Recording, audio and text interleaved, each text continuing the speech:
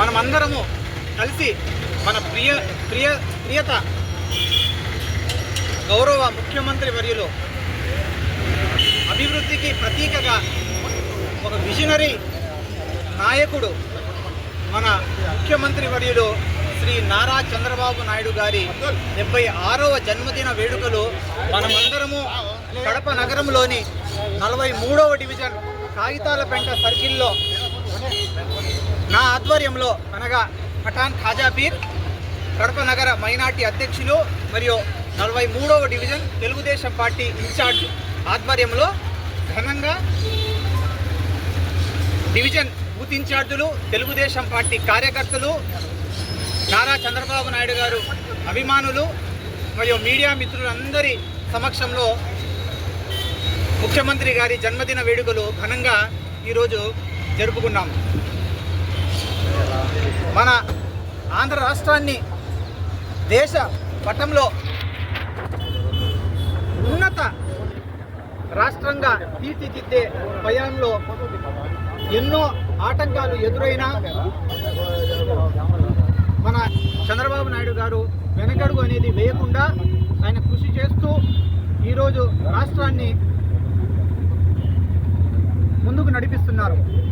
ఆయన్ని స్ఫూర్తిగా మనం ఈరోజు తీసుకొని ప్రతి ఒక్క కార్యకర్త మనసులో ఆయన 100 ఏళ్ళు ఆరోగ్యంగా ఉండాలని, మన రాష్ట్రాన్ని ఇంకా అభివృద్ధి చేయాలని మనస్ఫూర్తిగా కోరుకుంటున్నారు.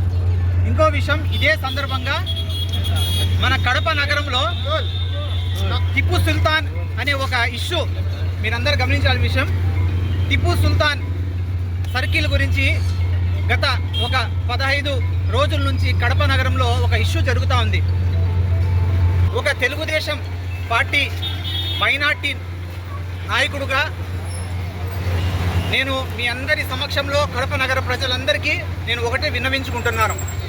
చంద్రబాబు నాయుడు గారు కడప నగరంలో అల్మాస్పేట్ సర్కిల్ ఏదైతే ఉందో దాన్ని కడప నగర ముస్లిం మైనార్టీల యొక్క రిక్వెస్ట్ కొరకు అందరి ముందర ఆయన ఆ సర్కిల్ని టిప్పు సుల్తాన్ సర్కిల్గా పేరు పెడతామని ఆయన హామీ ఇచ్చారు. ఆయన మాట ఇస్తే ఖచ్చితంగా ఏదో ఒకరోజు ఖచ్చితంగా అది నెరవేరుస్తారు. దానికి కొంత సమయం పడుతుంది. దయచేసి కడపలో ఉన్న కొంతమంది రాజకీయ లభ్యం కోసం దాన్ని వేరే రూట్ మార్చి అనవసరంగా హిందువులు ముస్లింల మీద మధ్యలో అనవసరమైన చిచ్చు పెట్టడానికి ప్రయత్నిస్తున్నారు. దయచేసి కడప నగర ముస్లిం ప్రజలారా, దయచేసి మీరు కొంత సమయం ఈ ఇష్యూని ఇంకా పెద్ద ఎత్తున చేయకుండా దయచేసి ప్రశాంతంగా ఉండండి. తెలుగుదేశం పార్టీ తరఫున మేము కూడా ఈ యొక్క ఇష్యూని ఏదైతే చంద్రబాబు నాయుడు గారు మాట ఇచ్చారో అది ఆయన్ని మళ్ళా రిమైండ్ చేస్తూ మేము ఖచ్చితంగా ముఖ్యమంత్రి చంద్రబాబు నాయుడు గారికి దృష్టికి తీసుకువెళ్తాము. మన కడపలో